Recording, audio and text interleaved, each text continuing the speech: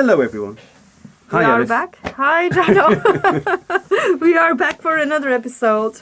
This time a bit quieter. We're back in the Guildhall.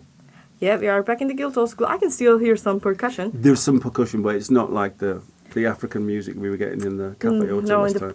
Yeah. All right, so today we are going to talk about a legendary female electronic music pioneer, Pauline Oliveros. Yes, and one particular piece, one of four. Yes, that's the piece we are going to talk about. And this was released later on as part of a collection called Reverberations, Tape and Electronic Music 1961-1970. So this is part of a big group of works, early works, Oliveros created. Yes, and what's really exciting about this is the way that it's so uncompromising, isn't it? Yes. From the first second, it's like a blast. It's like a wall of noise. It is. It's a really good example for all sorts of experimental electronic music, noise, ambient music, and glitch. Yeah.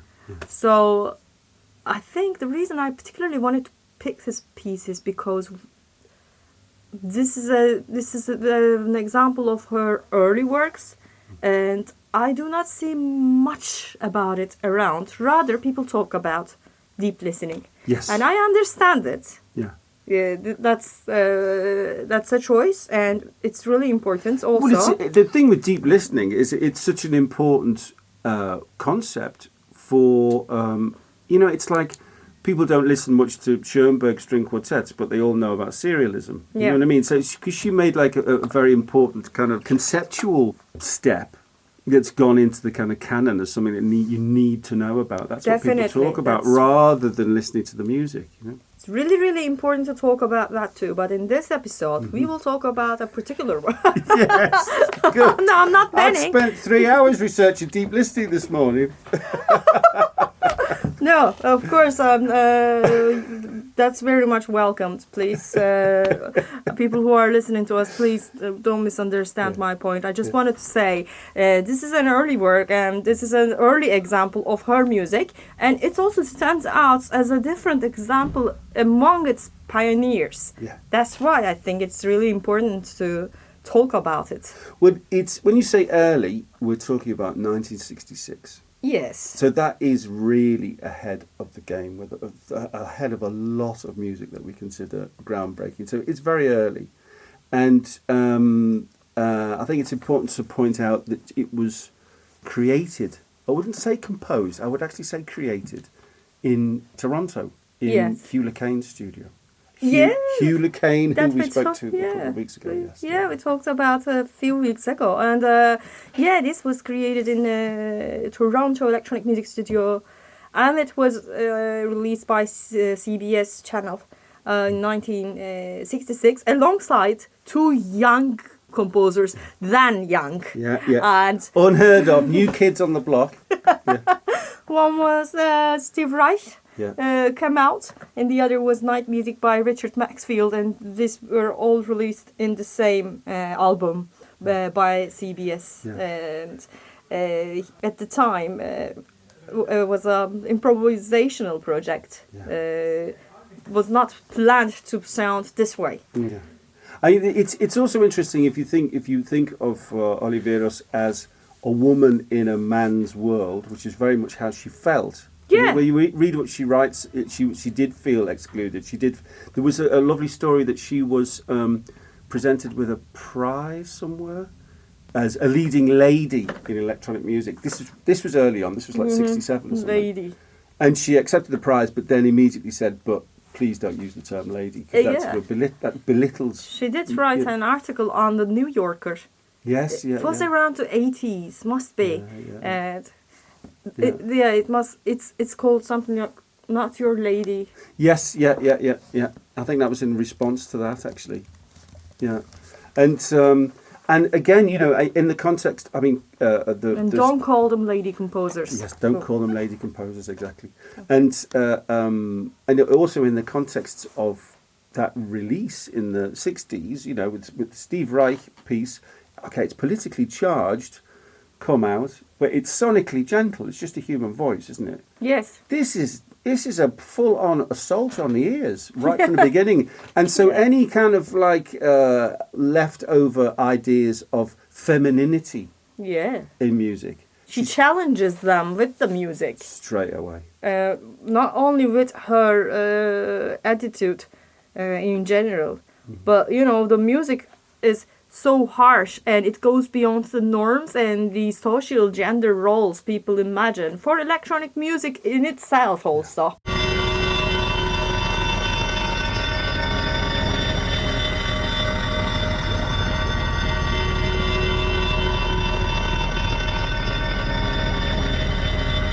Because you have associations of sounds created by, you know, women with softer things, which is not okay. And this piece, I think what I really like about it is it's untouched. It didn't go through editing also. It is really physical, really direct. It's really raw. Well, this is what I meant. It may have sounded a bit disparaging, but what I meant when I said it felt like it's more created than composed. It doesn't. It feels like an improvisation.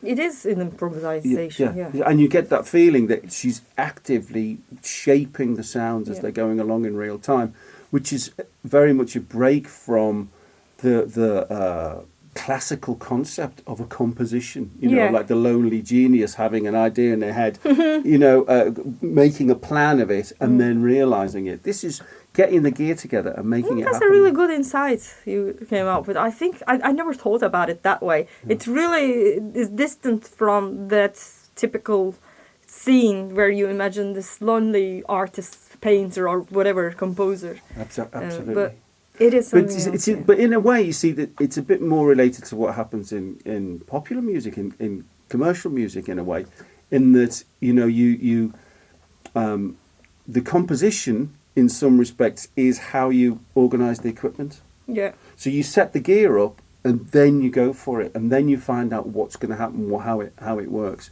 Now, of course, in popular music, you've got many more kind of conventions already there laid out that you're going to work with. But for this, she's created this huge, basically a massive feedback loop with a couple of sign generators and the mixing desk and some tape recorders, and has gone for it, you know. Yeah, and this is she created tons of music with that system. And when I talk about a system, what I mean is there's this magnetic tape with loops, and they work in a setting of cross-patched tape recorders that you were talking about just before the session. Yes, well, cross-patched means that you're generating feedback. Yeah. And feedback is at the very heart of electronic music. Yeah. Basically, an oscillator so is an amplifier circuit that feeds back into itself. So this creates an automatic generation system, basically. A sound generation, where everything feeds back into itself or cross-feeding. And then on the one hand, you have these ghost-like lower frequencies.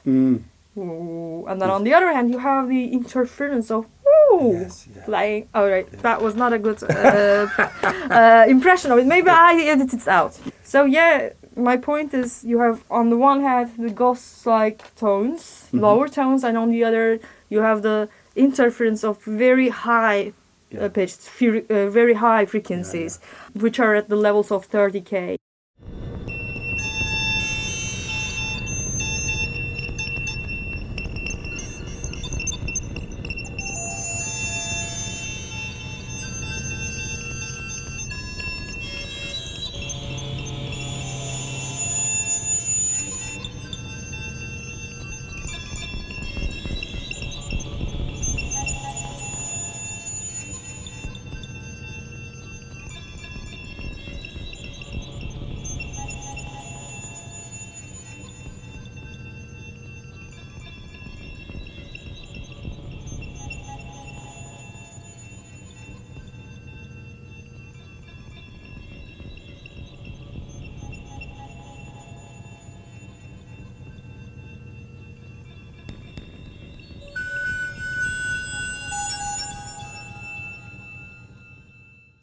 Yeah, that's one of the things, isn't it? Is to use very, very high frequencies, and what you hear is the interference tones between them. Yeah, so there is a quote about it, actually. But this is not about this particular piece. She talks about the general setup, because this is not the only piece of music she composed with it. Yeah. So to read it, she says, I made my own way of making electronic music in the late 50s, early 60s, using test equipment, oscillators, and patch bass and tape recorders. While everybody else was cutting and splicing materials, I was finding a way to improvise with electronics. That improvisation system was using different tones between oscillators, setting oscillators above the range of hearing, and using the different tones between the oscillators in a tape delay system caused a lot of beat frequencies with the bias of the tape recorder. That's how I made my early electronic music, like 105 and Bye Bye Butterfly.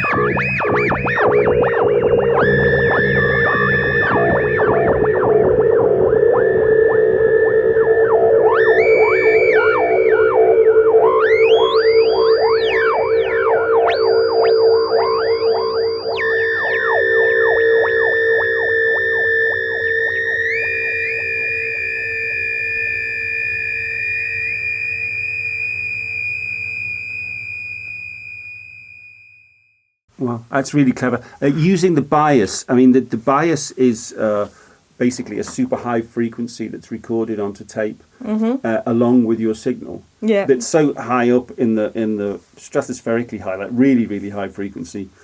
And what it does is it aligns the molecules of the ferric oxide, so that you get a better quality recording. If you slow down a tape really, really slow, or you're editing a tape and you're moving it very slowly across the head, you can hear the bias. It's like this little whistling tone. It's still high, even when you. That's the insect-like sounds in the music.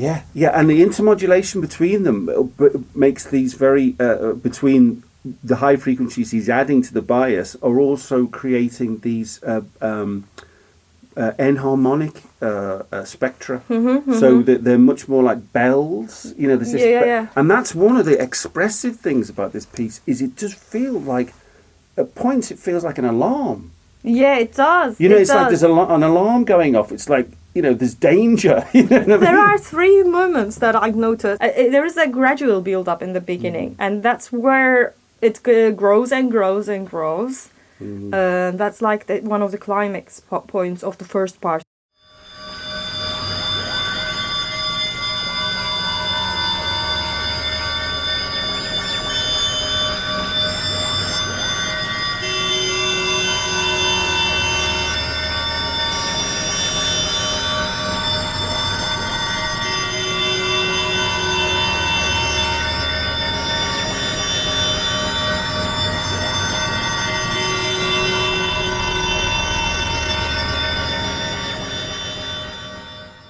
And then you have two of these movements in the second part where you feel like the alarm thing, but also another image in my mind might sound completely irrelevant, but for me it's a natural image of an animal. I don't know what kind of animal that is. It might be a robotic, I don't know, or humanoid something, but there is something going on, and it is very much alive. And since this recording was not edited and it is completely created in a live setting, I can feel that, you know, it's now the bird singing of that animal, or it's now the sleep time, and then it stops, and then it goes into places and explores this jungle. Or I imagine all these images when I listen to this piece. I mean, it's very mechanical, but there is also something very natural about it. Interesting. But it's just, you know, my imagination.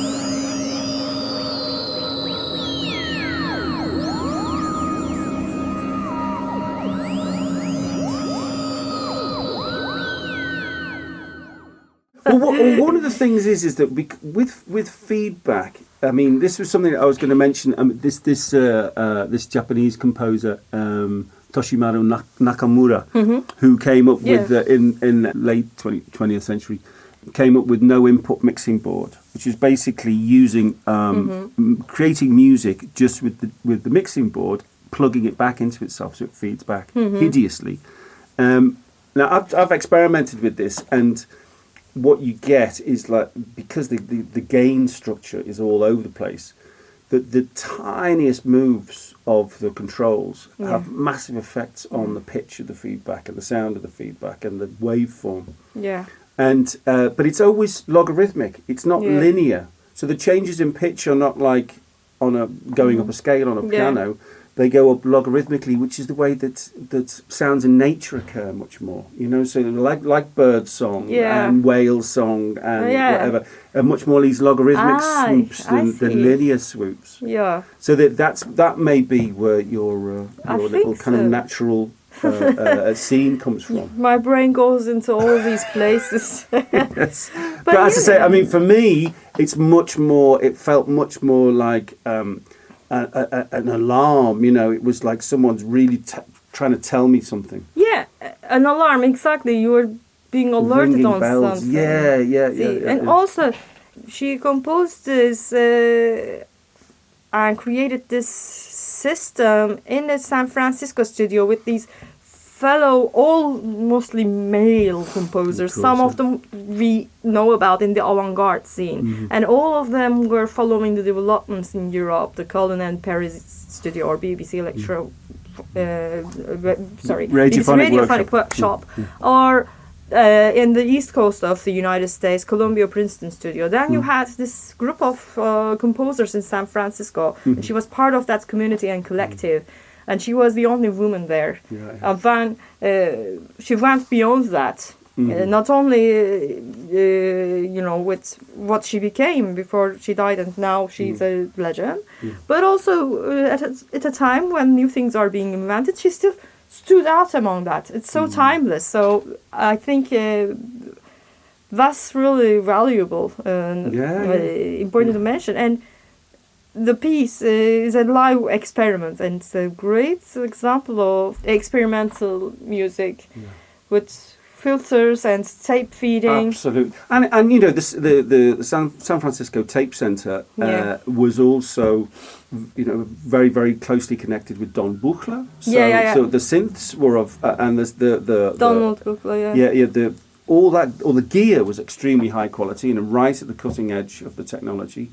And also the right at the forefront of the countercultural hippie revolution, you know, the acid and Haight-Ashbury and, you know, new vistas and new ways of thinking and new ways of approaching things. Yeah. You know, and I also think, you know, what's really nice about the way that she worked on, you know, on these pieces, the idea of setting up a complex structure and then working with it in real time is much nearer to techniques in visual art. Yeah. You know, it's much nearer to an action painting. You know, Jackson Pollock didn't plan, I'll have one blob here and I'll have another blob there, or you know what I mean? And then, you know, at 3 minutes I'm going to put a blob here. It's like you get the feeling of the action, the movement, you know, and that's what's going on here, which cuts it off very much. Well, it doesn't cut it off, but puts it in a very different space to these kind of contrived pieces of music, which was the style, really, you know. Yeah. This also suggests the group of composers there in San Francisco, and especially Pauline Oliveros herself, are really, really innovative and open to experimenting with new things, or open to learning new things and creating with them. And if we look at the example of Pauline Oliveros, who we are talking about today, in her later life, she also worked with people who created sounds on Max MSP. Yeah. For her, things were, of course, analog first to start with, but then both in her early music, but also later, we see someone who was very much open to Interestingly though, a couple of times mentioned when you read her writing, she mentions her origins and how her origins are carried on as an accordion player. Yeah, that's true. This is like such a shock, really. Well, actually, what you say? Well, thinking of it, I mean, it suddenly just struck me then. Actually, as I said it, if you held down all the keys on an accordion and dropped it out of a window, you'd get something like, you'd get something like this piece. There's the idea of these free vibrating reeds, which is a way of generating sound that goes back 4,000 years. I mean, there's that Chinese instrument Sheng, I think it is, which is like very, very complex mouth organ. And there's an even more complex Korean version, which I can't remember the name of right now. But these are very, very ancient instruments that are built on the same principle as the accordion. And the parallels between her main instruments and music. Yeah. But also, she encountered really good composers on the way. And that includes Hugh LeCain that we talked about. And the work she did in Canada, I think, became something really good with his contributions also. Yeah. After she, created things in the Tate Music Center, when she was in Toronto, that is what she created with an engineer there. Well, and under the kind of guiding light of someone, under the wing of someone like Hugh LeCain. I mean, it was, incredible technical ability. Yeah, I wish she was around and she could tell more about that. Yes, yeah. But that's the thing is, we're getting to a point now historically where we're losing so many of these people from the 60s. Yes, yeah. And, and it's important that we do look at their work and listen to their voices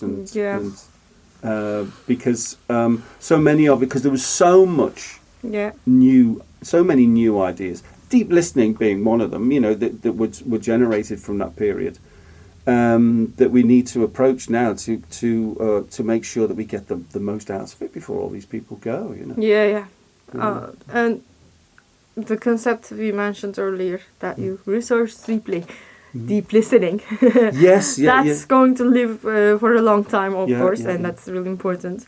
And also the way she composed music, and here you hear, because of maybe the cross-patched setup, you hear like the machines are in a dialogue with each other, but the dialogues are generated with delays or feedback and delays. And then that's also something she did use in her own instrument, because she wanted to bend accordion, but she couldn't do that with the original sound.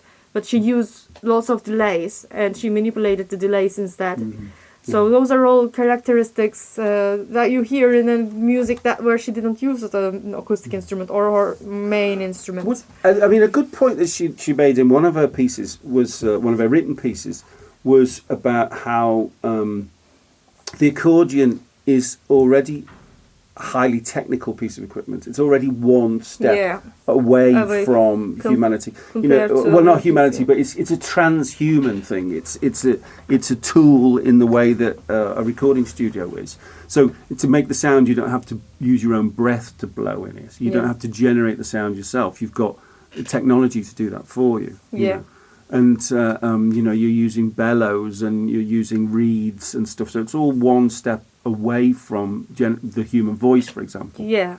And so she sort of felt it was easier for her to step into electronic music because it's the same distance, Yeah. It's a great perspective. Yeah. Thanks a lot for joining again today. Thank you very much on this lovely warm day. It's nice to be in a little box underground on a nice sunny day, isn't it? When everybody else is enjoying a drink at the Barbican Garden now. We are here in this box talking about a nice piece of music. Yes, well, we're getting the intellectual stimulation, aren't we? Yeah. Thanks for listening.